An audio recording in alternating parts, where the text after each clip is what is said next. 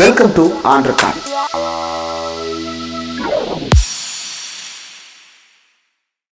Welcome to on record. இன்றைக்கு நம்மோடு நேர்காணலுக்காக சிறப்பு விருந்தினராக பத்திரிகையாளர் திரு கார்த்திகேயன் அவர்கள் இணைந்திருக்கிறார். அவரோடு பேசலாம். சார் வணக்கம். சார் வணக்கம் இந்திரா. சார், நேற்று வெளியான பத்திரிகை செய்தி ஒரு பெரிய பேசுபொருளாக மாறி இருக்கிறது. தமிழ்நாடு தழுவிய அளவுல அது ஒரு பெரிய ஒரு பிரேக்கிங்கான ஒரு விஷயமாக சேர்ந்திருக்கிறது. அதுல நீங்க வெளிப்படுத்தி இருக்கக்கூடிய அந்த செய்திகள் இதுவரை பலரும் எழுப்பி கொண்டிருந்த அந்த கிளைம்ஸ் வேறு பார்வையில் பார்க்க வைப்பதற்கான ஒரு முகாந்திரமாக மாறுகிறது. இந்த ஆர்டிஓ வன்னியர்கள் எந்த அளவுக்கு ரெப்ரசன்ட் ஆயிருக்காங்க அரசு பதவிகள்ல அப்படின்றத குறித்து வெளியாகி இருக்கக்கூடிய அந்த ஆர்டிஓ, அது குறித்தான பத்திரிகை செய்தி. அதுல பெரும்பான்மையான இடங்கள்ல 10.5 என்கின்ற அந்த கோரப்படுகின்ற சதவீதத்துக்கு அதிகமான இடங்கள்ல வன்னியர்கள் இருப்பதாக அந்த ஆர்டிஐ தகவல் வெளிப்படுத்துகிறது. இந்த ஆர்டிஐ எங்கிருந்து வந்தது, அது யார் பதில் கொடுத்தது, இந்த தகவல்கள் எப்படி இதை புரிஞ்சுக்கிறது? இந்த தகவலை கோரிய ஒரு நபர் பொன்பாண்டியன் ஒரு நபர், சென்னை சார்ந்தவர். அவர் ஒரு சமூகத்தை அமைப்பை சேர்ந்தவர், ஒரு குறிப்பிட்ட சமூகத்துறை அமைப்பை சேர்ந்தவர். நம்ம பேருக்குள்ள போக வேண்டிய அவசியம் இல்லை. அப்போ அந்த நபர் ஒரு ஆர்டிஐல பல்வேறு தகவல்களை கூறுகிறார். அவர் கோரக்கூடிய தகவல் என்பது மிகவும் பிற்படுத்தப்பட்ட ஒரு இடஒதுக்கீடுல குறிப்பாக வன்னியர்கள், சீர்மரபினர் மற்றும் அந்த அந்த இதற்குள்ள வரக்கூடிய மித்த அம்ரலா வரக்கூடிய மிகவும் பிற்படுத்தப்பட்டவர்கள் பல்வேறு இனங்கள்ல, அதாவது 2013 இருந்து 22 வரை கடந்த 10 ஆண்டுகளுக்கு பல்வேறு தரவுகளை கேட்கிறாரு. 2013 இருந்து 22 வரை காலகட்டத்தை அவர் எடுத்துக்கிறாரு. பல தரவுகளை கேட்கிறாரு. அதில் குறிப்பாக MBBS மாணவர் சேர்க்கை, அதுல இப்ப முதுகலை இருக்கு இல்லையா, போஸ்ட் கிராஜுவேட் மெடிக்கல் அட்மிஷன், அது அப்புறம் BDS, MDS, அப்புறம் சட்டக்கல்லூரி, ஹோமியோ, பல்வேறு விஷயங்களை கேட்கிறார். பொறியியல் அவர் கேட்கல, இந்த விஷயங்களை கேட்கிறார். அதே போல அரசு பணிகள்ல குறிப்பாக TNPSC குரூப் 1, குரூப் 4, குரூப் 2, அப்புறம் அதே போல குரூப் 3 அண்ட் சீருடை பணியாளர் தேர்வாணையம் TNUSRB, uniform service recruitment board, அப்புறம் medical service recruitment board MRB இருக்கு இல்லையா, அது அப்புறம் டீச்சர்ஸ் ரெக்ரூட்மெண்ட் போர்டு, இந்த மாதிரி பல விஷயங்கள்ல வைத்து இவர் இந்த ஒவ்வொன்றிலையும், அப்புறம் வடக்காவலர் அந்த பணி இருக்கு இல்லையா, ஃபாரஸ்ட் சர்வீஸ் பணி, அந்த இதுலயும் கூட தமிழ்நாடு அரசு எடுக்கக்கூடிய பணிகள்ல இந்த மிகவும் பிற்படுத்தப்பட்டோர் எத்தனை பேர் தேர்ந்தெடுக்கப்பட்டிருக்கின்றால், மொத்தம் எத்தனை தொகுதிகள் எடுக்கப்படுது, எத்தனை இடங்கள் நிரப்பப்படுது, இல்ல எத்தனை பேர் வேலைக்கு எடுக்கப்படுகிறார்கள், அதுல எத்தனை அதுல எம்பிசி எத்தனை, அந்த 20% எம்பிசி ரிசர்வேஷன்ல எத்தனை பேர் இருக்கார்கள், அதில் குறிப்பிட்டு வன்னியர்கள் எத்தனை பேர், சீர்மரபினர் எத்தனை பேர், அப்புறம் அந்த அதற்கு அப்பாற்பட்டு, ஏன்னா நம்ம உங்களுக்கே தெரியும் 20% எம்பிசி ரிசர்வேஷன்ல ஒரு 109 இருந்து 115 ஜாதி வரைக்கும் வர்றாங்க. அதுல ஒரு பிரிவு வன்னியர், சீர்மரபினர் வராங்க. அப்போ இந்த 10% இடஒதுக்கீடுன்றது இங்க ஒரு தமிழ்நாட்டுல ஒரு பெரிய பேசுபொருளா இருக்கக்கூடிய ஒரு சூழல்ல இந்த புள்ளி விவரங்களை அவர் குறிப்பிட்டு எம்பிசி ரிசர்வேஷன்ல வன்னியருக்கு எவ்வளவோ, சீர்மரபினருக்கு எவ்வளவோ, அந்த அப்புறம் அதுல வரக்கூடிய மித்த இதர மிகவும் பிற்படுத்தப்பட்டவர்கள், அதர் எம்பிசிஸ் அந்த பிரிவில் இருப்பாங்க இல்லையா, அந்த கேட்டகரியில அவர்கள் எத்தனை பேர் பிரதிநிதித்துவப்படுத்தப்பட்ட தரவுகளை கேட்கிறார். அப்போ இந்த தரவுகள் எல்லாம் கேட்கப்பட்ட பொழுது தமிழ்நாடு பிற்படுத்தப்பட்டோர், மிகவும் பிற்படுத்தப்பட்டோர் சிறுபான்மையினர் நலத்துறையின் சார்பாக அதில் இருக்கக்கூடிய பொது தகவல் அதிகாரி, பப்ளிக் இன்ஃபர்மேஷன் ஆஃபீஸர் கடந்த ஜூலை 31ஆம் தேதி ஒரு விரிவான தகவலை அளித்திருக்கிறார். அதுல சில தகவல்கள் இடம்பெறல, சில தகவல் இப்ப கொடுக்க இயலாது அப்படின்னு சொல்லியிருக்காங்க. சில தகவல்கள் முழுமை பெறவில்லை, சிறிது நாட்கள் கழித்து தான் அளிக்கப்படும் அப்படின்ற தகவலும் சொல்லியிருக்காங்க. இப்பொழுது இல்லைன்னு சொல்லியிருக்காங்க. அப்ப இதுல கொடுக்கப்பட்ட தகவல்கள்ல குறிப்பாக MBBS, ஏதாவது வன்னியர் இடஒதுக்கீட்டிற்கு முக்கிய காரணமாக அடுக்கு பட்டியலிடும் பொழுது அவங்க சொல்ற ஒரு மெயின் காரணமே மருத்துவ படிப்புல, குறிப்பா மருத்துவ படிப்புல சரியான பிரதிநிதித்துவம் அங்க வன்னியர்களுக்கு இல்ல அப்படின்ற ஒரு காரணம் சொல்லப்படுது. அப்புறம் அரசு பணியில அவர்கள் பிரதிநிதித்துவம் சரியாக இல்லை அப்படின்றதான் கோரிக்கையாக வைக்கப்படுகிறது, வாதமாக. அப்போ இந்த புள்ளி விவரங்கள் குறிப்பாக எடுத்து பார்க்கும்போது மொத்தம் 2018 இருந்து 2022 வரைக்கும் 5 ஆண்டுகள், அவர் கோரப்பட்டது 10 ஆண்டுகளுக்கு, ஆனா 5 ஆண்டுகளுக்கு கொடுத்திருக்காங்க. அந்த 5 ஆண்டுகள் 2018 இருந்து 2022 வரைக்குமான தகவல்கள் பாத்தீங்கன்னா மொத்தம் சீட்டுகளோட எண்ணிக்கை 24,330. அதுல பிற்படுத்தப்பட்டவர்களுக்குன்னு பொதுவாக எல்லோரையும் உள்ளடக்கிய எண்ணிக்கைன்றது 4,873. அதுல வன்னியர்களுக்கு கிடைக்கப்பட்ட இடங்கள் 2,781. அது 20% இடஒதுக்கீட்டுல அவர்கள் பெற்றது மட்டுமே 11.4%. அதைத்தான் நான் உங்களுக்கு சொன்னேன், 0.9% அவர் கோரியதை விட அதிகம். அப்புறம் மொத்த எண்ணிக்கையில பாத்தீங்கன்னா 13.8% எல்லாவற்றையும் உள்ளடக்கியது, ஓபன் கேட்டகரியும் சேர்த்து 13.8. அதே போல BDSலயும் எடுத்துக்கிட்டீங்கன்னா வன்னியர்களுக்கு வந்து கிடைக்கப்பட்டதுன்றது அந்த எம்பிசி இடஒதுக்கீட்டுக்குள்ள அவர்களுக்கு கிடைத்தது 9.4. மொத்தத்தை எடுத்து பாத்தீங்கன்னா 10.7 வர்றாங்க. பிஜி மெடிக்கல் சீட்ல எடுத்து வன்னியர்களுக்கு கொடுக்கப்பட்ட இடஒதுக்கீடுன்றது 10.2% 2018 இருந்து 22 அதாவது எம்பிசி இடஒதுக்கீட்டிற்குள்ள அவர்களுக்கு கிடைக்கிறது 10.2, 20ல 10.2 அவர்கள் பெற்றிருக்கிறார்கள். மொத்தத்துல எடுத்து பாத்தீங்கன்னா 13.5% மாநில அளவுல எல்லாவற்றையும் உள்ளடக்கியது பாத்தீங்கன்னா. வேலையில எடுத்து பாத்தீங்கன்னா டிஎன்பிஎஸ்சி நான் சொன்னது போல குரூப் 4 ரெக்ரூட்மெண்ட் 2013 இருந்து 22 வரை 10 ஆண்டுகள்ல எடுக்கப்பட்ட குரூப் 4 ரெக்ரூட்மெண்ட் அந்த பணி வந்து 26,784. அதில் வன்னியர்கள் பெற்றது வந்து 5,215, அதாவது 19.5%. ஓகேவா? அந்த குரூப் 4ல. குரூப் 2 எடுத்துக்கிட்டீங்கன்னா 2,682 பணியிடங்கள் நிரப்பப்படுது. அதுல வன்னியர்கள் வந்து அந்த 20% இடஒதுக்கீடுக்குள் பெற்றது வந்து 270. மொத்தத்தில் அவர்கள் பெற்றது 366. அது வந்து 11.2%. இவர்கள் கோரக்கூடிய 10% அதுவும் ஜாஸ்தி தான். ஓகேவா? அதே போல வந்து நான் அதான் கடைசியாக நான் சொல்ல வந்து சப் இன்ஸ்பெக்டர்ஸ் ரெக்ரூட்மெண்ட் நடந்திருக்கு இல்லையா, தமிழ்நாடு சீருடை பணியாளர் தேர்வு வாரியம், அவர்கள் சார்பாக எடுக்கப்பட்ட அந்த போஸ்டிங்ல 2013 இருந்து 22 வரைக்கும் பாத்தீங்கன்னா 1919 சீட்டுகள். அதுல 327 வந்து வன்னியர்களுக்கு பெற்றிருக்காங்க. அவர்களோட எண்ணிக்கை மொத்தம் அந்த எண்ணிக்கையை பாத்தீங்கன்னா 327, அது 17% வருகிறது அப்படின்னு சொல்றாங்க. அப்போ நமக்கு கேட்கக்கூடிய கேள்வி என்பது இல்ல பொதுவாக வைக்கக்கூடிய விமர்சனம் என்பது, இவர்கள் மீது இருக்கக்கூடிய விமர்சனம் என்பது, இந்த 10% இடஒதுக்கீடு கேட்பதற்கான காரணம் என்பதுதான் நாங்கள் எங்களுடைய பிரதிநிதித்துவம் 5%, 6% இல்ல அதோட குறைவாக இருக்கிறது, இல்ல அதோட கொஞ்சம் தான் சேர்ந்து இருக்கிறது அப்படின்னு 5-6க்குள்ள நீங்க தான் பெற்றிருக்கார்கள், அவர்களுக்கு பிரதிநிதித்துவம் இல்லை அப்படின்னு சொல்லி சொல்றாங்க. ஆனால் அதற்கு மாறாக அவர்கள் முக்கியமாக மேற்கோள் காட்டுவது எம்பிபிஎஸ் அட்மிஷன். ஆனால் இந்த தரவுகளை எடுத்து பார்த்தால் நீங்கள் கேட்பதை விடவே அதிகமாக பலன் பெற்றிருக்கீங்க அப்படின்றத வந்து அப்பட்டமாக தரவுகள் நிரூபணமாக்குது. அப்ப அதைத்தான் வந்து என்னன்னா அரசாங்க சார்பாகவோ இல்ல இதை விமர்சனம் செய்யக்கூடியவர்கள் வைக்கக்கூடிய வாதம், இது வந்து ஏற்கனவே வந்து சிவசங்கர் இது சம்பந்தமான ஒரு கேள்வி நடந்து முடிந்த ஒரு சட்டமன்ற கூட்டத்தொடரில் பாமகவினுடைய முன்னாள் மாநில தலைவர் ஜி.கே. மணி அவர்கள் இந்த பிரச்சனையை எழுப்பும் பொழுது அதற்கு வந்து தமிழ்நாட்டினுடைய அமைச்சர் சிவசங்கர் இருந்து பதில் சொல்லும் போது இந்த காரணத்தை அவர் சொன்னார். இந்த பிரச்சனையில நீங்கள் 10% வந்து சொன்னால் அது சுருக்கும், வன்னியர்களுக்கான இடஒதுக்கீடு என்பது வாய்ப்பை சுருக்கும், இப்ப இருப்பது அவர்களுடைய விகிதாச்சாரம் என்பது அதை விட அதிகமாக இருக்கு பல இனங்கள்ல, அதனால அவர்களோட வாய்ப்பை சுருக்கும் அப்படின்னு சொல்லி அவர் சொல்றாரு. சில இடங்கள்ல இன்னும் சில எல்லாம் வந்து வன்னியர்களுடைய பிரதிநிதித்துவம் என்ன என்று மிக மிக குறைவு, அதை பற்றிய புள்ளி விவரங்களை வெளியிடுங்கன்னு சொல்லி கேட்கிறாங்க. இப்போ இந்த தரவுல அரசு ஆட்சியில வெளியிடுது. அப்போ மித்த இதுல எல்லாம் இதற்கு பதிலளிக்கும் விதமாக ராமதாஸ் அவர்கள் சார்பாக ஒரு அறிக்கை வந்து ஒரு விரிவான அறிக்கை நேற்று வெளியிட்டார். அதுல வந்து இந்த எம்பிபிஎஸ் குறித்தோ இந்த இது குறித்தோ வந்து வைத்த அந்த கொடுக்கப்பட்ட புள்ளி விவரங்களை அவர் மறுக்கவே இல்லை. ஓகேவா? ஆனால் வேலையில மட்டும் ஒரு சில இதை மட்டும் செலக்டிவா கொடுத்துருக்கீங்க, இது வந்து அரசு வந்து வேண்டுமென்றே கொடுக்கப்பட்ட ஆர்டிஐல வந்து எங்களுக்கு எதிராக வந்து வன்னியர்களுக்கு எதிராக செஞ்சுட்டாங்க அப்படின்னு ஒரு விமர்சனத்தை வைக்கிறாங்க. கொடுக்கப்பட்ட வந்து புள்ளி விவரம் சரியா தவறா, அந்த பிரதிநிதித்துவம் இருக்கா இல்லையான்ற ஒரு கேள்வி இருக்கு. இன்னும் சில இனங்கள்ல மித்த பணிகள்ல அவர்களுக்கான பிரதிநிதித்துவம் இல்லை அப்படின்னு சொன்னா அதை நிச்சயமா ஆராய வேண்டும். வன்னியர்களுக்கு இடஒதுக்கீடை வந்து அவர்கள் விகிதாச்சாரத்திற்கு ஏற்றவாறு பிரதிநிதித்துவம் இல்லை, இல்ல அவர்களுக்கு இன்னும் அதிகப்படுத்த வேண்டும் என்பதில் மாற்று கருத்து இல்லை, வி கன்கர். ஆனா அதற்கான தீர்வு வந்து ஜாதிவாரி கணக்கெடுப்புல தான் இருக்கு. அதை எடுத்து விரிவான ஒரு தரவுகளை எடுத்து ஆராய்ந்தால் தான் தெரியும். இப்ப என்னுடைய கேள்வி என்னன்னா, இப்ப வன்னியர்களுக்கு இப்ப ஒரு குறிப்பிட்ட ஆண்டு குரூப் 4ல 24,000த்துல 5,000 பேர் வித் ஓப்பனோட சேர்த்து 5,000 பேர், ஓப்பனை கழிச்சிட்டாலும் கூட கிட்டத்தட்ட 4,500 பேருக்கு மேல சார் இவ்வளவு பெரிய ஒரு தொகையில வந்து அவர்கள் உள்ள போயிருக்கிறாங்க அப்படின்றது ஒரு பிற்படுத்தப்பட்ட சமூகத்திலிருந்து ஒரு பிரிவினர் இவ்வளவு தூரம் உள்ள போயிருக்கிறாங்கன்றது மகிழ்ச்சிக்குரிய ஒரு விஷயம் தான். ஆனா அந்த குறிப்பிட்ட ஏர்ல எடுத்து பார்த்தோம்னா மற்ற சமூகத்தவர்கள் எல்லாம் அப்ப இடமே இல்லாம கூட போயிருப்பாங்க, பல சாதிகள் வந்து தங்களுக்கான ரெப்ரசன்டேஷனே இல்லாம இருந்திருக்கும். அப்ப இது வந்து வன்னியர்களை மையப்படுத்தி ஒரு பொலிட்டிக்கல் எக்ஸ்பீரியன்சிக்காகத்தான் நடத்தப்படுது அப்படின்றது இந்த டேட்டா ப்ரூவ் பண்ணுதா?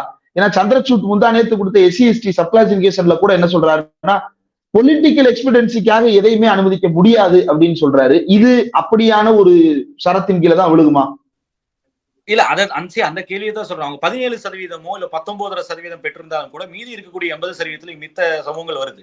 இவர்கள் வைக்கக்கூடிய கோரிக்கை என்பது வன்னியர்கள் 3 1 பங்கு வந்து மாநிலத்தினுடைய மொத்த ஜனத்தொகையில் இருக்கிறார்கள் என்பது உங்களோட கோரிக்கை. அது உண்மையா பொய்யான்றதே ஜாதிவாரி கணக்கெடுப்பு எடுத்து மோடி கையில் இருக்க டேட்டா 2011 டேட்டா ரிலீஸ் பண்ணாதான் தெரியும். இப்ப அதை ரிலீஸ் பண்ணுங்கன்னு சொன்னா பிஜேபி வைக்கக்கூடிய ஆர்குமெண்ட் இவங்களும் சேர்த்து சொல்லிட்டு இருக்காங்க.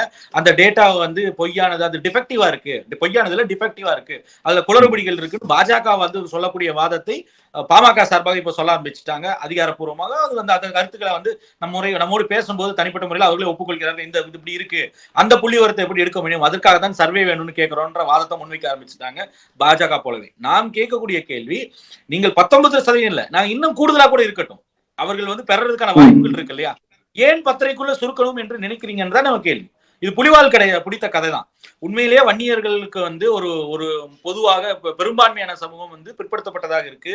அவர்களுக்கு வந்து சமூக ரீதியாக, கல்வி ரீதியாக, சமூக ரீதியாகன்றதை விட அவர் கல்வி ரீதியாக இன்னும் வந்து மிகவும் பின்தங்கிய நிலையில் இருக்கார்கள், இல்ல வேலை வாய்ப்புல பொருளாதார ரீதியாக பின்தங்கி இருக்காங்கன்னா அவர்களுக்கு கூடுதலாக வந்து இடஒதுக்கீடு கொடுக்க வேண்டும் என்று தரவுகள் வந்து உண்மையிலேயே நிறுவனமான நிச்சயமா கொடுக்கணும். அதுல முதல் ஆளா we are proponents. அது எந்த சமூகத்துக்கு இல்ல, அது ஒரு குறிப்பிட்ட சமூகத்தை இல்ல. இப்ப கேள்வி என்பது வன்னியர்கள் குறித்தானதா இருக்கிறனால நம்ம அதை பேசுறோம்.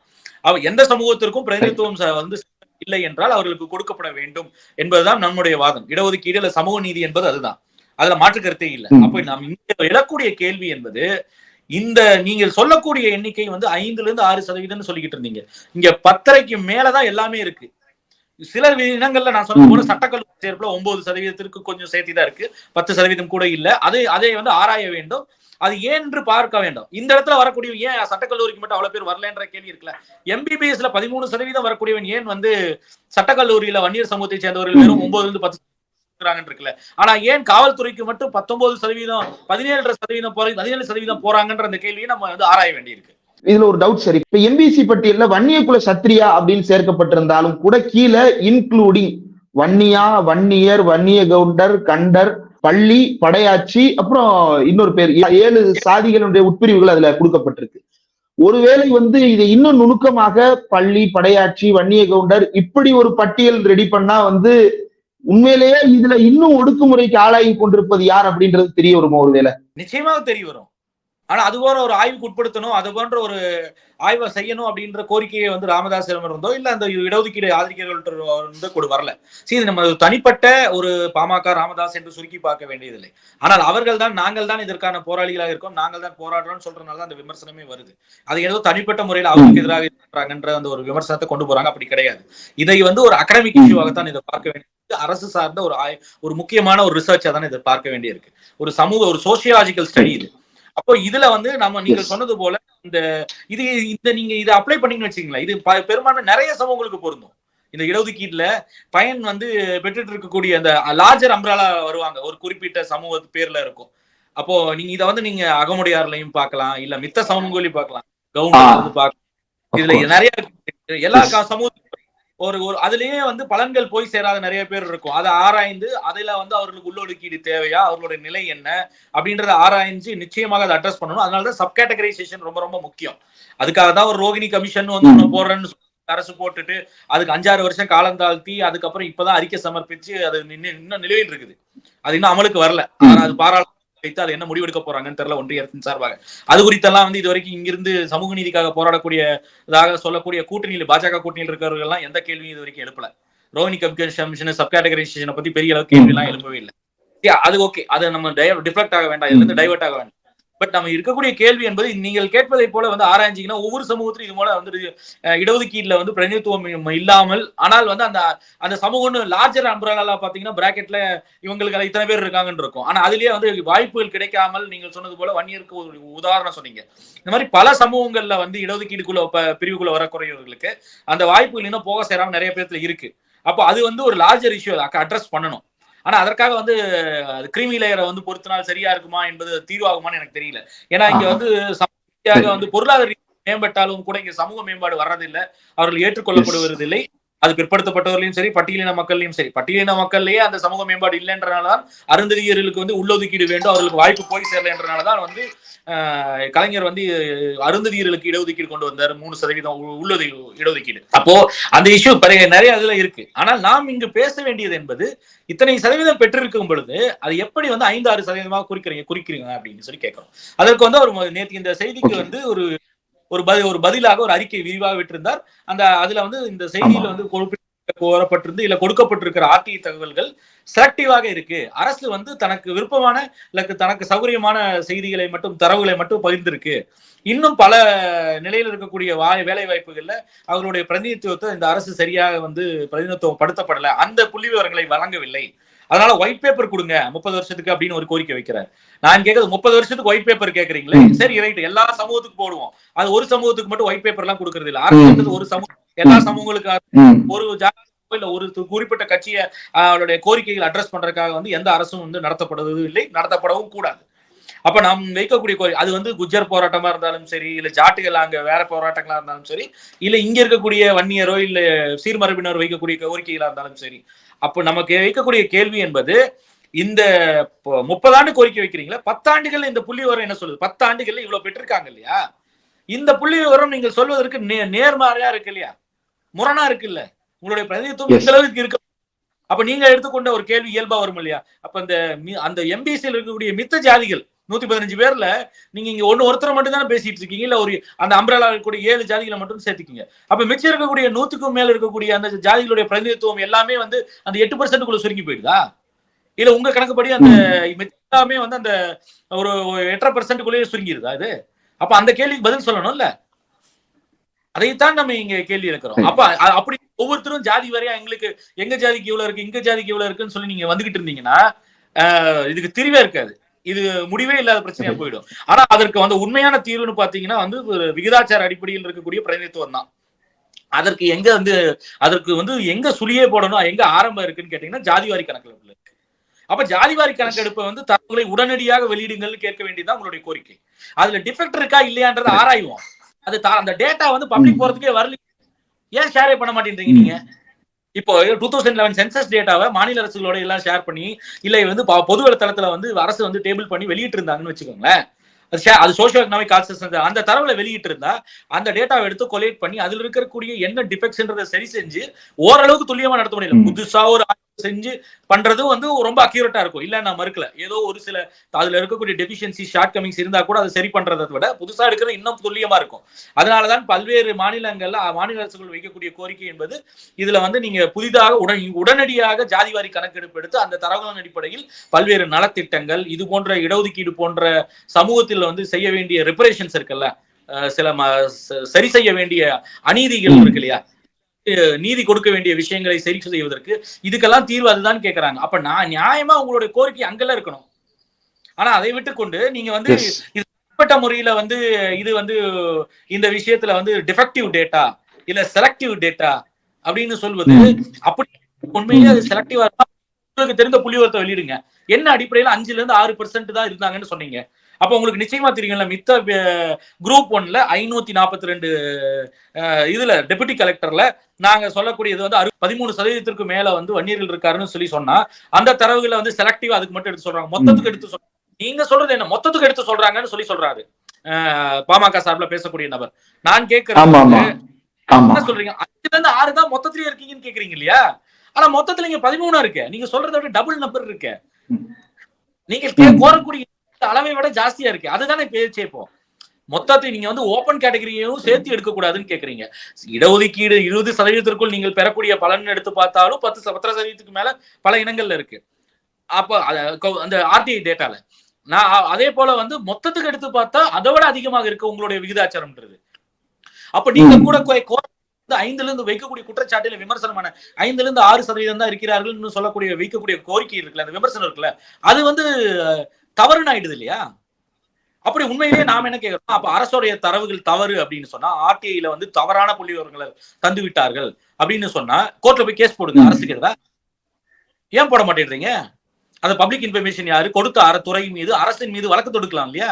ஏன் வந்து நேற்றுக்கு எம்பிபிஎஸ் குறித்து நம்ம சொன்ன அந்த கொடுத்த தரவுகள் இருக்குல்ல, அந்த எண்ணிக்கை அதாவது வந்து இத்தனை சதவீதம் இருக்காங்க, 13% இருக்காங்க அப்படின்னு சொல்லுது இல்லையா? 13.2% இருக்காங்க, 11.4% இருக்காங்கன்னு சொல்றாங்க எம்பிபிஎஸ் அட்மிஷன்ல 10 வருஷத்துல. அத தரவு பொய்னா வழக்கு தொடுக்கலாம்ல? இல்ல உண்மையான தரவு எங்கிட்டு இருக்கு, இதான் நம்பரை வெளியிட்டு இருக்கணும்ல? ஏன் எம்பிபிஎஸ் குறித்து வெளியிட்ட தரவை பத்தி வாயை திறக்க? அததான் நான் கேட்கிறேன். அது எம்பிபிஎஸ் குறித்து வெளியிட்ட தரவை வந்து அதுக்கான அதை வந்து நீங்க அதை பத்தி ஏன் வாயை திறக்க மாட்டீங்க? எம்பிபிஎஸ், எம்எஸ், எம்டியை பத்தி ஏன் பேசவில்லைன்றதான் நம்ம கேள்வி. ரொம்ப முக்கியமான ஒரு கட்டுரை சார். தமிழ்நாட்டின் சமூக நீதி வரலாற்றுல ஒரு மைல்கல்லாக வெளியாகி இருக்கக்கூடிய கட்டுரை. ஆர்டிஐயாக இருக்கலாம், ஆனால் அந்த ஆர்டிஐ வந்து யாரோ ஒரு தனிநபருக்கு போய் இருக்கும் பொழுது அது வந்து வெளியே தெரிந்திருக்காது, அல்லது வேறு காரணங்களுக்காக பயன்படுத்தப்பட்டிருக்கலாம்.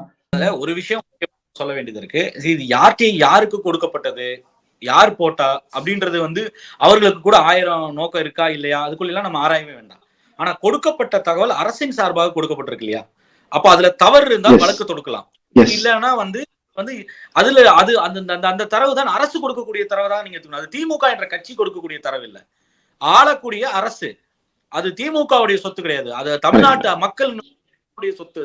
அந்த தரவு என்பது அது வெளியிடப்பட்டிருக்கு. அதுல உங்களுக்கு மாற்று கருத்து இருந்தால் நீங்கள் வந்து அது சார்பாக உங்கள் சார்பாக வந்து நீங்க என்ன பண்ணலாம்னா அதுக்கு வந்து ஒரு வழக்கு தொடுக்கலாம். இல்ல இது தவறு நீதிமன்றத்தில் வழக்கு தொடுக்குவதோடு இது தவறான தகவலை என்ன காரணத்திற்காக வெளியிட்டான்னு சொல்லலாம். நீங்கள் ஏன் வந்து அரசியல் தளத்துல மட்டும் இந்த போராட்டத்தை நடத்திட்டு இருக்கீங்க? அந்த தவறு வந்து தரவுகள் பொருள் தவறுனா நீங்க தவறுன்ற வார்த்தையை சொல்லல, செலக்டிவ்னு சொல்றீங்க. அப்ப செலக்டிவ்னா நீங்க சொல்லி இந்த தரவுகளை வேணும்னு சொல்லி கேளுங்க.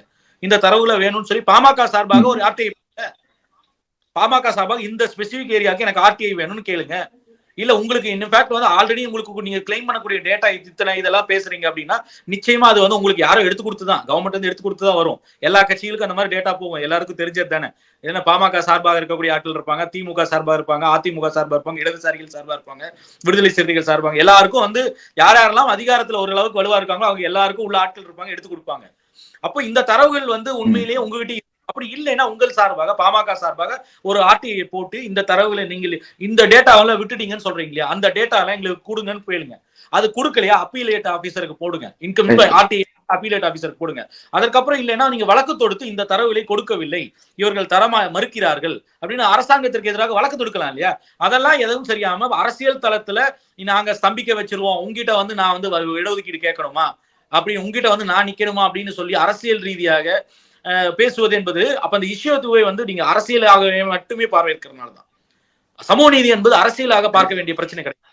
அது வந்து ஒரு அரசியல் கட்சியுடைய பிரச்சனையோ இல்ல அது அரசியல் பிரச்சனையாக மட்டும் சுருக்க முடியாது. அதை சமூக நீதி என்பது ஒரு நீண்டகால பயணம். அது வந்து ஒரு சமூகத்தில் இருக்கக்கூடிய நோய்களை வந்து சரி செய்வதற்கு, ஏற்றத்தாழ்வுகளை சரி செய்வதற்கு ஒரு சமத்துவ சமூகம், இது சமநீதி சமூகம், சமத்துவ சமூகம் உருவாக்குறது, ஈக்குவல் கூட இல்ல ஈக்விட்டபிள் சொசைட்டி உருவாக்க வேண்டிய வந்து ஒரு தேவை இருக்கு. அதற்கான ஒரு ரெமெடி, ஒரு தீர்வு தான் வந்து இடஒதுக்கீடு. அதுல வந்து உங்களுக்கு ஒரு உண்மையிலே வன்னியர் சமூகம் வந்து இவ்வளவு இருக்கார்கள், அவருக்கான பிரதிநிதித்துவத்தை உயர்த்த வேண்டும் என்றால் அதுல மாற்று கருத்தில நிச்சயமாக உயர்த்த வேண்டும். ஆனால் அதற்கான தரவு வந்து ஒரு சென்சஸ் எடுப்பது, அந்த சென்சஸ்ல இருக்கக்கூடிய தரவுகள் நம்ம கேட்டு பெற்று அதன் அடிப்படையில் தான் செய்ய முடியும். முதல்ல அந்த சென்சஸ் டேட்டா வெளியிட சொல்லி பாஜக கோரிக்கை வைங்க. அதை எடுத்து அதுல இருக்கக்கூடிய தவறுகள் இருந்தால் ஆராய்வோம், வல்லுநர்களை வச்சு. தவறு இருந்தால் அதை சரி செய்து விட்டு நாம் வந்து அந்த தரவின் அடிப்படையில பண்ணுவோம்னு சொல்லி கேட்கலாம். அதை விட்டுட்டு அந்த சென்சஸை வெளியிட்டா பிரச்சனை ஆயிடும், அதனால நான் வெளியிட மாட்டேன்னு சொல்லக்கூடிய ஒரு கட்சியோட கூட்டணியில் இருக்கக்கூடிய நீங்கள் இங்க வந்து சர்வே எடுத்து பண்ணணும். சர்வேன்றது சாம்பிள் வைத்து பண்ணக்கூடியது. அப்புறம் எப்படி வந்து துல்லியமா வரும்? இதன் அடிப்படையில் பண்ண போய் தானே பட்னா ஹைகோர்ட்ல ஒரு கேஸ் அடி வாங்கி வந்து இப்போ அந்த இடஒதுக்கீடு வந்து ரத்து செய்யப்படுது. அதே மாதிரி இங்க பண்ண ஆகணும்ன்ற நான் இதை சொல்லல. அப்படி ஒருவேளை உங்களுக்கு நீங்க இன்ஃபேக்ட் இங்கேயும் என்ன கோரிக்கை, பட்னா ஹைகோர்ட்ல அவங்க வைக்க கோரிக்கை, நாங்கள் சமூகத்தினுடைய விகிதாட்சத்திற்கு அடி ஏற்றவாறு பிரதிநிதித்துவம் இல்ல, அதனால வந்து நாங்க வந்து இந்த விஷயத்துல வந்து நாங்க இடஒதுக்கீடு கோர்றோம், கூடுதலாக கேட்கிறோம்னு சொல்லிட்டு 50ல இருந்து 65 உயர்த்துறோம்னு அங்க இருக்கக்கூடிய நிதிஷ்குமார் அரசு தான் அந்த வாரத்தை தான் வச்சது. அதை ஏற்க மறுத்து உயர் நீதிமன்றம். அப்ப அதே போல நீங்க வைக்கக்கூடியது சமூகத்தில் வந்து வன்னியர்கள் இத்தனை சதவீதம் இருக்கிறோம், 3ல் 1 பங்கு இருக்கோன்ற ஏற்கனவே அவங்களோட கோரிக்கை இருக்கு. சில இடத்துல 3ல் 1 இல்ல 2ல் 3ல் 2 கிளைம் பண்ணி வைக்கிறாங்க. அந்த நம்பர்ன்றது வந்து துல்லியமாக நமக்கு தெரியாது, அது அரசின் சார்பாக இந்த ஜாதிவாரி கணக்கீடுல தான் தெரிய வரும். அப்ப இதே மாதிரி ஒரு கோரிக்கை வந்து நாங்க இவ்வளவு இருக்கிறோம், ஆனால் எங்களோட பிரதிநிதித்துவம் இவ்வளவுதான் இருக்கிறது என்று கேட்டால் அந்த கோரிக்கையில் நியாயம் கூட இருக்கலாம். ஆனால் இதே காரணத்தை காட்டினது போது தான் வந்து உயர்நீதிமன்றம் வந்து அதை ரத்து செஞ்சுச்சு. இதுவரைக்கும் உச்ச நீதிமன்றம் அந்த ரத்து செஞ்சதுக்கு ஸ்டே கூட கொடுக்கல. அப்போ இதே நிலையில் வந்து வன்னியர்களோட இடஒதுக்கீடும் வந்து சஃபர் ஆகும் இல்லையா? அதற்காக தான் நாம் கேட்கிறோம். ஒரு விரிவான தரவுன்றது வந்து ஒன்றிய அரசோட இருக்கக்கூடிய வந்து காஸ்ட் சென்சஸ் தான். அப்ப அந்த தரவுகளை வெளியிட சொல்லி நீங்கள் வந்து ஏன்னா மாநில அரசு அதான் கேக்குது, சென்சஸை எடுங்கன்னு கேக்குது, அதை ஷேர் பண்ணுங்க, இல்லைன்னா இது புது சென்சஸை எடுங்கன்னு கேக்குது. நீங்களும் அதோட உடன்படுறீங்க. நீங்களும் ஜாதிவாரி கணக்கெடுப்பு எடுக்கணும்னு சொல்லக்கூடிய கட்சி பாமகவும் சரி, அந்த வன்னியர் ஒதுக்கீடு ஆட ஒதுக்கக்கூடிய எல்லோருமே சொல்லக்கூடிய அதான் சொல்றாங்க. அப்போ உங்களோட இங்க இருக்கக்கூடிய எந்த கட்சிக்குமே அதுல மாற்று கருத்து இல்ல. பாஜகவை தவிர்த்து எல்லோருமே ஒரே இடத்துல ஒரே page there on the same. அப்போ நீங்கள் அந்த தரவுகளை வெளியிட சொல்லலாம். இல்ல விரைவாக சென்சஸ் எடுக்கவே இல்லை, டெசனியல் சென்சஸ் எடுக்க வேண்டும் 3 ஆண்டுல. அப்ப அதை இமீடியட்டா எடுக்க பணிக்க சொல்லி ஒன்றிய அரசு நிர்பந்திக்கணும் இல்லையா? அதை செய்யணும். இல்ல ஏற்கனவே இருக்கக்கூடிய கடைசியா கிடைத்த லேட்டஸ்ட் டேட்டா 2011 ரிலீஸ் பண்ணி சொல்லி கேட்கணும். அந்த ரெண்டுல ஏதோ ஒன்று செய்யாமல் மாநில அரசு இல்ல இங்க இருக்கக்கூடிய எடப்பாடி பழனிசாமி அவர்களையோ இல்ல ஸ்டாலின் அவர்களையோ அவர்கள் மீது மட்டுமே ஒரு அரசியல் அழுத்தத்தை கண்டு வந்து இருப்பது அப்படிங்கிறது. அப்போ இது அரசியலை தாண்டி ஒரு சமூக நீதியாக பிரச்சனையை அதை விரிவுபடுத்தணும் என்றால் அந்த லார்ஜர் இஷ்யூ ரெசல்யூஷனை நோக்கி போகலாம். அதை நோக்கி நீங்கள் பயணிக்கணும்ன்றது தானே எதிர்பார்ப்பா இருக்கு. அப்படி பயணிக்கிறதுல சந்தேகம் எழுப்புறாங்க இல்லையா? அப்ப அதன் கேள்வி பொறுத்திருந்து பார்ப்போம் சார் என்ன ரியாக்ஷன்ஸ் வருது அப்படின்னு. ரொம்ப முக்கியமான ஒரு கட்டுரை நீங்கள் வெளியிட்டது. அந்த கட்டுரைக்கு பேரலையின் சார்பாகவும் நன்றிகள். பொறுத்திருந்து பார்ப்போம் என்ன நடக்குதுன்னு. இவ்வளவு நேரம் ஒதுக்கி இந்த நேர்காணல் தந்ததற்கு மிக்க நன்றி சார். நன்றி.